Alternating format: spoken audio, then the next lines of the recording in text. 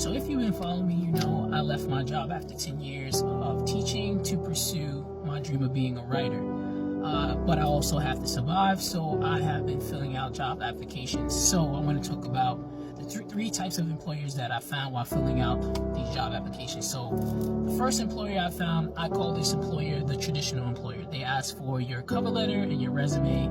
So it's like the traditional type, the same thing that you would see, maybe 10 years ago. And then the second type of employer I found is a traditional employer, but they try to heighten it up a little bit. So they may ask for your cover letter, your resume, and a few questions about you, some questions about scenarios about what you would do if you were at the job.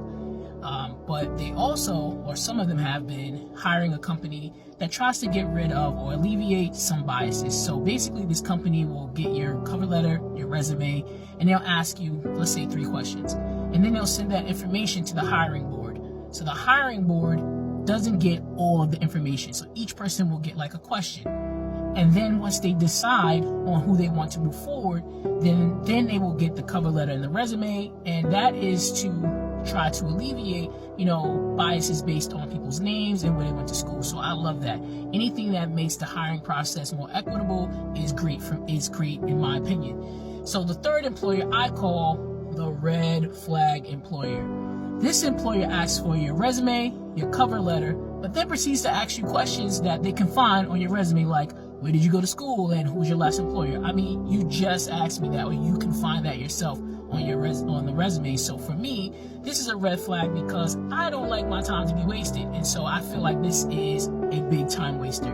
So just as they are interviewing me, I'm also interviewing them. So in my mind, I'm thinking, okay, if I get this job or if I accept this job, will there be a lot of instances of redundancy? Will there be a lot of things that's illogical? And I really have to sit and think, do I want to work at a space like that? And sometimes, there is no perfect job, but if you already know things that don't work for you, you have to take this interviewing process and this job application process looking for those things to make sure that you don't step into a job that are your triggers. So for me, I have to think, is this a job that I really want to work at?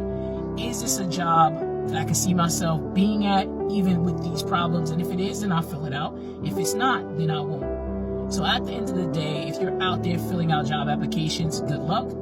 If you're thinking about filling out job applications or leaving your job, this is what you have to look forward to. But at the end of the day, you want to make sure that you are doing you for you. Have a great day.